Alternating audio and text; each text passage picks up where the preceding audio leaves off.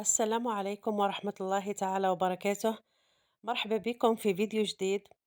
وصفتنا نهار اليوم خبز الدار بالفارينة، وصفة سهلة وبسيطة ومكوناتها موجودة في كل بيت. مناسبة لرمضان المبارك إن شاء الله لكنا من الأحياء مع جاري فريك. والله خبز ما شاء الله. مقادير: عندنا نص كاس حليب دافي، عندنا نص كاس ما دافي، عندنا نص كاس زيت، بيضة، باكي خميرة، عندي مغرف صغيرة خميرة الخبز، مغرف صغيرة سكر، مغرف صغيرة ملح، وثلاثة كيسان فرينة. الكاس اللي كيلت به نفس الكاس اللي كيلت به السوائل. في غيسيبيون نحط الحليب والماء دافيين، نحط الخميرة والسكر، نخلط مليح باه يذوب لي السكر والخميرة، نزيد الزيت ونخلّط. بعدها نزيد بياض بيضة، والصفار نخلّيوه باه ندهنوا بيه الخبز تاعنا. بعدها نبدأ نضيف في الفارينة بالتدريج حتى الحصول على عجينة طرية. سر المخبوزات أنك ما تشيحيش العجين تاعك، تخلّي العجين تاعك طري وما يتلاصقش في اليد باه يجيك أي نوع تاع خبز تاعك يجيك خفيف. بعدها نضيف الباكي تاع خميرة الحلويات اللي هو بدوره يعطيه الخبز تاعنا خفة وهشاشة. نخلط مليح. بعدها نضيف الملح.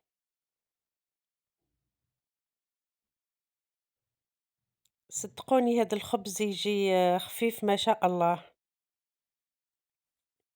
بالنسبة للفرينة كاين اللي تشرب وكاين اللي ما تشربش.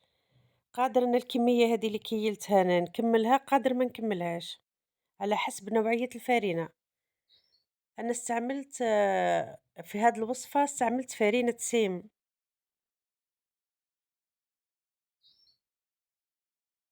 نخلط مليح، بعدها نخلّي العجينة تاعنا ترتاح. أنا نخلّيها ترتاح بما إنه الجو بارد، من نُص ساعة حتى 45 دقيقة.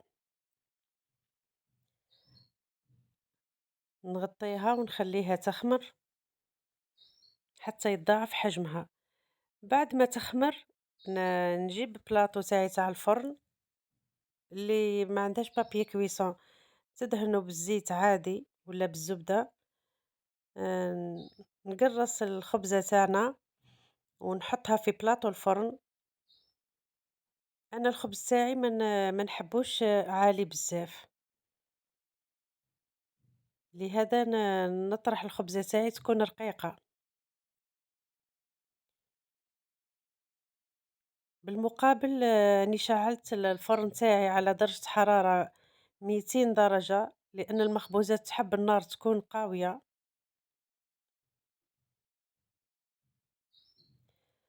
تزيين درت له تزيين خفيف وبسيط.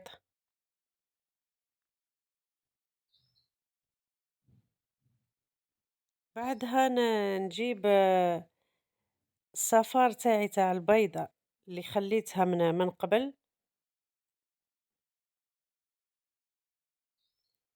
نضيف لها مغرف كبيرة حليب، ونزيد لها شوية نسكافيه، نخلطهم مليح وندهن بيهم الخبزة تاعي.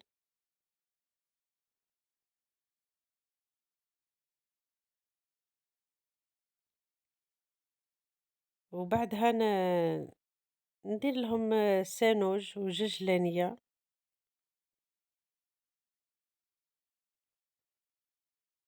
ونزيد نخلي الخبزة تاعي تخمر للمرة الثانية حتى نصف ساعة، حتى نشوفوا الحجم تاعها زاد تضاعف.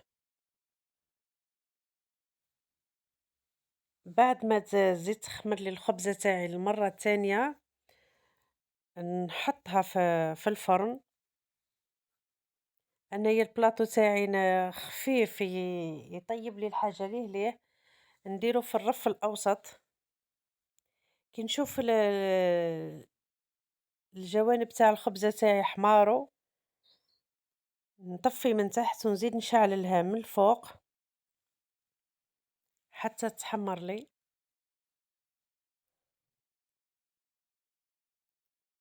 صدقوني هاد الخبز هذا يجيكم هش وخفيف بزاف